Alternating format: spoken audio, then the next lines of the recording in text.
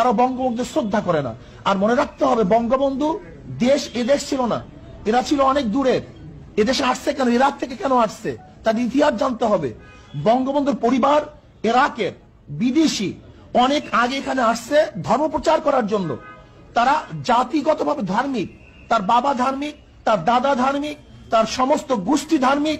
খোদ বঙ্গবন্ধু কে বলেছেন, এদেশের ডাকাতরা চোরেরা সবকিছু নিয়ে গেছে, কিন্তু ইমানদার লোক আমরা বেঁচে আছি, ইমানের সাথে তাদের মোকাবেলা হবে। এটা বঙ্গবন্ধু নিজের বক্তব্য।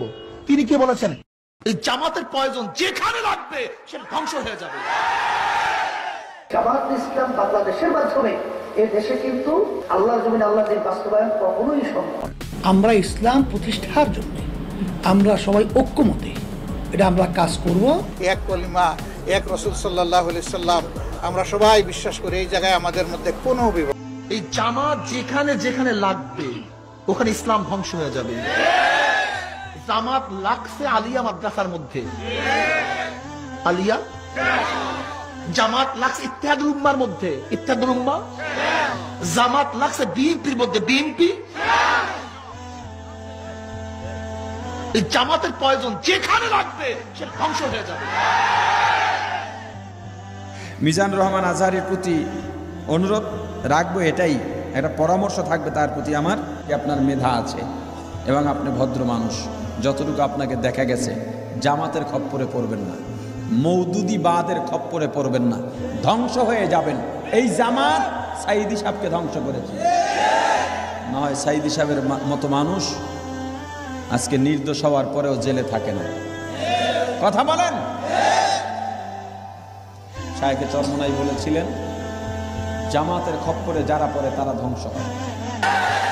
ওরে বাপ্পা, ওরে বাপ্পা, ওই দলের দালালি ছাড়, এরপরে ময়দানে নাম, দেখি তোর খেলা কেমন হয়।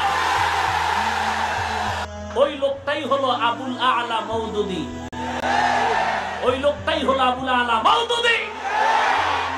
যুবক ভাই, আল্লাহকে সাক্ষী রেখে বলেন, যদি কেউ বলে নবীজি তার রিসালাতের দায়িত্ব পালনে ত্রুটি করেছিলেন, ওই লোকটাকে আপনারা কেমন শ্রদ্ধা হচ্ছে? পৃথিবীতে বিভিন্ন জায়গায় ইহুদি শক্তি, খ্রিস্টান, কাদিয়ানি শক্তি, বিভিন্ন মুসলিম শক্তির ভেতরেও এ জাতীয় কথাবার্তা দিয়ে জনগণকে বিভ্রান্ত করার চেষ্টা করছে।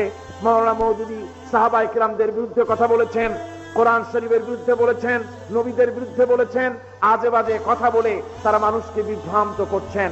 মাওলানা মওদুদির বিরুদ্ধে যত অভিযোগ, সে অভিযোগগুলিকে খণ্ডন করে যে কিতাব আপনাদের সামনে গতকাল আমি বলেছি, কিতাবখানা হচ্ছে মাওলানা মওদুদি উলামায়ে দেওবন্দ কি নজর মে, লিখেছেন আল্লামা হযরত মাওলানা মোহাম্মদ ইলিয়াস, রাইসুল উলুম আল আকলিয়া ওয়াল আকায়েদ আল ইসলামিয়া ওয়াত তাফসীর সাবিকান বিল জামিয়া আল ইসলামিয়া ফাতিয়া চিটাগং বাংলাদেশ। উলামায়ে দেওবন্দ, বড় বড় উলামারা মাওলানা মরহুমের ব্যাপারে কি সব কথা লিখেছেন, তার সপক্ষে আপনারা কিতাবখানা ওলামারা খরিদ করে নিয়ে যাবেন। বাংলা ভাষায় এটা প্রকাশ করা হবে ইনশাআল্লাহ। যার লেখা বই 48টি ভাষায় ছাপা হয়ে গোটা পৃথিবীতে ছড়িয়ে পড়ছে, আর অসংখ্য মুসলিমরা ইসলাম কবুল করতেছেন। সবাই বলুন আলহামদুলিল্লাহ। আজকের যে ওয়াইসি এর পরিকল্পনা মাওলানা মওদুদি রাহমাতুল্লাহ আলাইহির, আজকের যে জামিয়া ইসলামিয়া মদিনা আল মুনাওয়ারা, সবচাইতে বড় ইউনিভার্সিটি, এই বিশ্ববিদ্যালয়ের পরিকল্পনাকারী এবং শিক্ষা ব্যবস্থাপনা এর সিলেবাস তৈরি প্রণয়নকারী ছিলেন মাওলানা মওদুদি রাহমাতুল্লাহ আলাইহি। আল্লাহর মেহেরবানি, তাকে আল্লাহ পাক বড় মর্যাদা দিয়েছেন।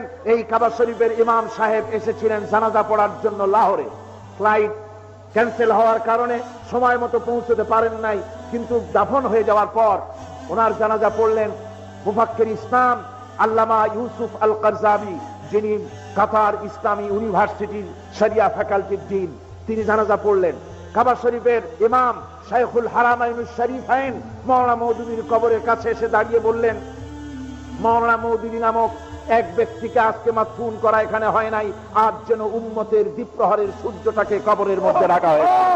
আল্লাহ, বদকিসমত মনে করে প্লেনে উঠলাম এবং মক্কা শরীফে চলে গেলাম। সেদিন ছিল শুক্রবার। জুমার নামাজ পড়া হয়ে যাওয়ার সাথে সাথে ইমাম সাহেব ঘোষণা করলেন, আসসালাতু আলা রাসূল আসসামাহাতু শেখ আল উস্তাদ as-সাইয়্যিদ আবুল আলা মওদুদি রাহিমাহুল্লাহ। এখন গায়েবানা জানাজা হবে মাওলানা মওদুদি রাহমাতুল্লাহ আলাইহি কাবা শরীফে। আমি নিজে জানাজায় শরীক হয়েছি।